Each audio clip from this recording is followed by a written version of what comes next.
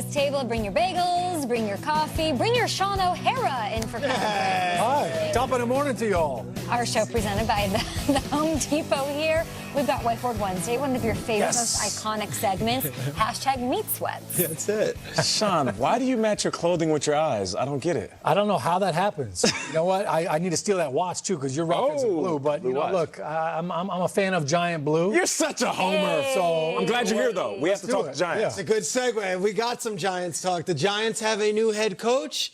His name is Joe Judge. He's not the guy in the hood right there. He's the guy next to the guy in the hood. Steve Serby, the New York Post, said, Giants take a flyer on 38-year-old no name. Well, let's get to know this guy.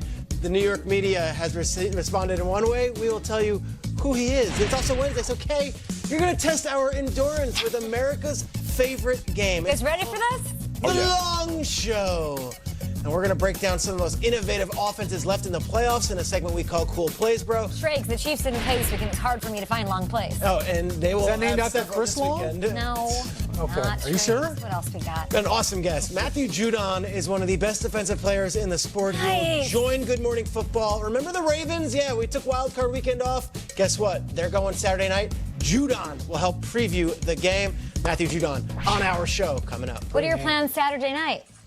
Football! It's time for the All right. With a huge AFC, thank you, Nate, divisional round showdown. Saturday, the Titans visiting the Ravens in Baltimore. Here's what each team says is the key to shutting down opposing offenses. You know, Lamar does a fantastic job. He's an unbelievable athlete. Looks like he loves playing football. So we'll have to line up and play the next snap. You know, if they hit one, which they will. That's how it goes. They do a good job. They throw a lot of pressures at you, bring it from all over, and really test you. So that's going to be a key for us this week is being clean on all those things and trying to take advantage of some opportunities that are there when they do pressure. The key to stopping play action is stopping the run game.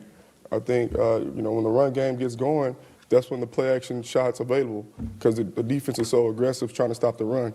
So if we knock that out from the start, I think we'll be fine. I think if Tannehill try to pass on us, I don't think that'll go in their favor. So we know they're going to try to run the ball. So, but we just got to stop the run and play sound on the back end. I think that'll take care of the play action pass. Thank you so much, Earl. A lot of people are going to look back to last year's Shrags. They're going to say, let's take a look at the wild card 2018 loss to the Chargers. It was the second time they played them last season. He turned his game around in the second half. They could not pull off a win. A lot of mistakes made by a rookie. I don't even want to see this full screen. I think it is such a different situation this year. Tell me why you guys think it will be so much different for Lamar Jackson and company. It's a different situation, but it had to happen in order for Lamar to be the man that he is today. You know, it's funny, with Tom Brady out and Drew Brees out, we're talking about the passing of the torch, right? The passing of the torch. It's funny we're talking about the passing of the torch when in that game, they weren't even passing the ball. In that first half, I remember sitting there watching the game, yelling at the TV, let this man throw the ball. We talked about it yesterday on the show. I said, do you guys recall that playoff game where the Chargers basically out-coached Harbaugh and they said, we're going to load this box, we're going to put in all of our fast guys, we're going to bottle up Lamar, and we're going to dare you to go over the top of us. The reason why I know that sunk in with this team and that really motivated Lamar is because the first game of the season, what did Lamar Jackson do? He threw six. He threw that ball. And it was like, okay, Slinging it now Hollywood. all of a sudden these defenses are backing up. Things are going to be different this time because if you do decide to load the box, they got a guy named Marquise Brown that will go over the top.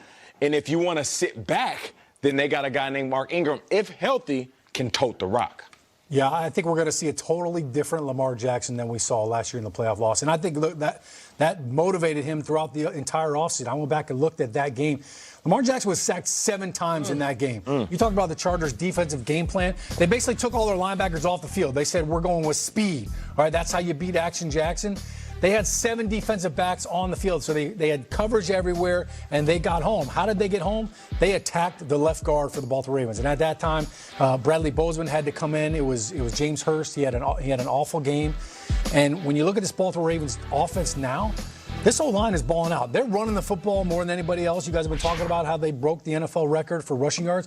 But this O-line has not given up a sack since week 6. Wow. So they've been phenomenal up front. That's why Lamar Jackson looks so much better. He's back there. He's comfortable. The game has slowed down for him a little bit. But I love the way Lamar finds a way to create motivation. He's a young buck, but man, he's got an old soul, and he remembers stuff like that last game, and now that is driving him, and I'm sure he's watching the film and saying, man, I don't even recognize that guy because he's not the same player. You think he's watching last year's wild card loss? I think he looked at a little bit of it because I think it's motivation, but it's also 3 of those 7 sacks, Shregs, were on 3rd and 11. And he's looking at it and saying, man, you know what? Get in those situations. The rush got to me. I took my eyes downfield. And he looked at that and said, man, okay, he doesn't even recognize that player because he's morphed and he's grown so much in his 12 months ago was that game. I was at that game, and I'm telling you guys, you're watching on the sidelines, and Joe Flacco's putting his helmet on, and the crowd who loves Lamar, but they also loved Flacco. I remember that. Crowd was saying, put Joe in. Like, it got to that. So now he internalizes that, spends the whole offseason. I think Lamar Jackson puts on an absolute show Saturday night. Guys, he's the best primetime player in the sport right now. If you have watched him in primetime this season, you know it. 3-0. And the numbers bear the story. 11 touchdown passes, no interceptions. The rushing yards are great. The rushing touchdowns are great. Completion percentage. And look at that pride. He's like the anti-Kirk Cousins and with think prime about time. Who he's played against in those games. Remember, you had the Patriots win on a Sunday night where he threw the ball all over a Bill Belichick coach defense. Yep. Then you obviously had the Rams game where he was doing everything he wanted against Sean McVay and that Wade Phillips defense. That Monday night game with the Rams, I think he just scored another touchdown in that game. He threw so many. And then lastly, you go to primetime. The Texans, too. They ran them out of the building. That was a Texans game in regular time. But I just think these Saturday night, Sunday night, Thursday night, Monday night games, Lamar Jackson is incredible. And I think he's going to rise to the occasion. And just wait. It's been the year of Lamar Jackson. Last year, that was not his year. That was his coming to the party thing.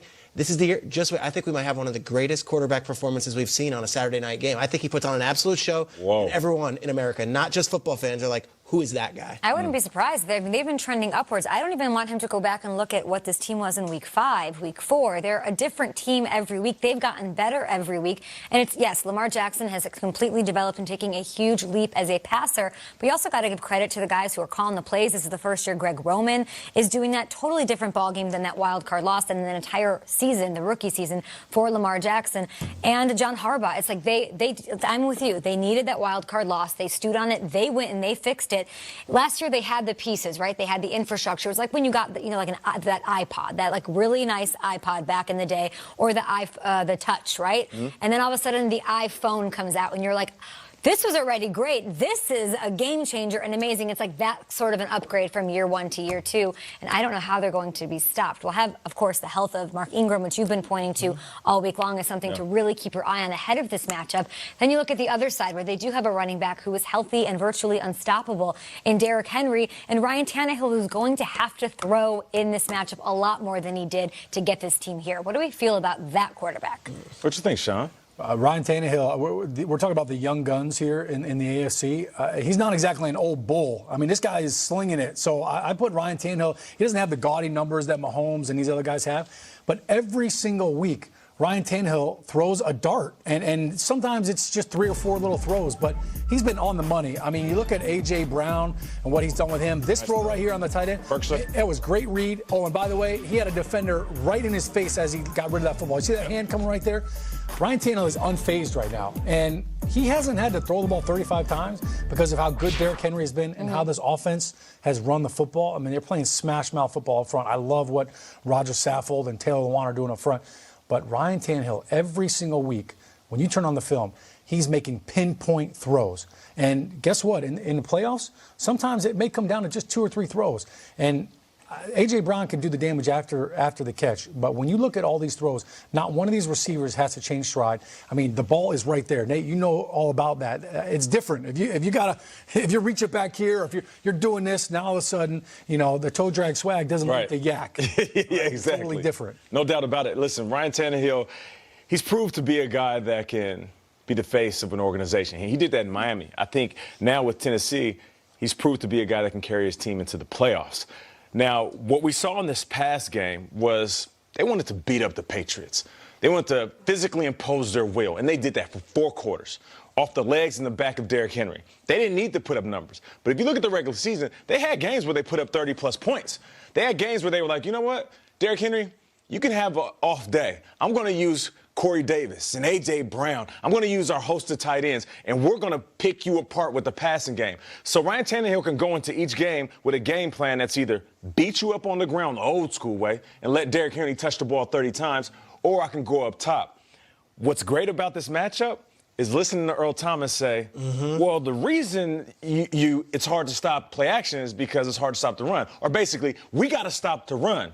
Now, that's easier said than done. Sure. I'm waiting to see Earl Thomas coming downhill, one of the best hitters of his era. Oh, yeah. And Derrick Henry. Oh, yeah. And they're going to meet eyes. Business It decision? feels like Ray Lewis and Eddie George a little bit. Yeah. It's the Talk same about teams it. here Yeah. when you talk about Talk about it. Now, look, Tannehill's numbers will not win you a I'm hyped, fantasy. guys. You really playoff are. game. Like, No. his numbers, he threw for 70 yards. That's nothing. If you look at just a stat sheet, you're like, ugh, he didn't play well. 3rd down, late in the game, Tannehill needs to convert this to keep the Patriots off the field and keep Tom Brady off the field. Tannehill hits Anthony Firkser on this huge 3rd down play, backed up against his own end zone. That is a 1st down. That moves the chains. That wins the game. So Tannehill, stats might not always be there, Nate, and you acknowledge that sometimes they are. But the stats are, that's a beautiful clutch pass in Foxborough with everything on the line. You ain't lying. And he hits a guy who might not be a household name. I think Tannehill has nerves of steel and is not scared of these situations. And when you're a team like Tennessee going into the #1 seed, that's what matters most. He's not making mistakes, which is great to see. We'll see if the bright lights are too much. Of course, that defense, the Ravens, since they got Marcus Peters in Week 7. And those lights go on and off right in Baltimore. The #1 defense in Like the a league. thriller. They did pick up that quarterback since like what? Can't wait for this game, man. I know. Like what? Huh? Like Thriller? Yeah, like just like I mean, you're you're in the club, like Yeah. you're at Marquee, and you got table service. Why are you and talking the about me lights are being going in like, Marquee? you know, Isn't Okay, that you've been in 2000 Marquee before. 2004? Okay. with your upgraded iPhone. What are, yeah, you're just so proud of me. Thank you. The Panthers, they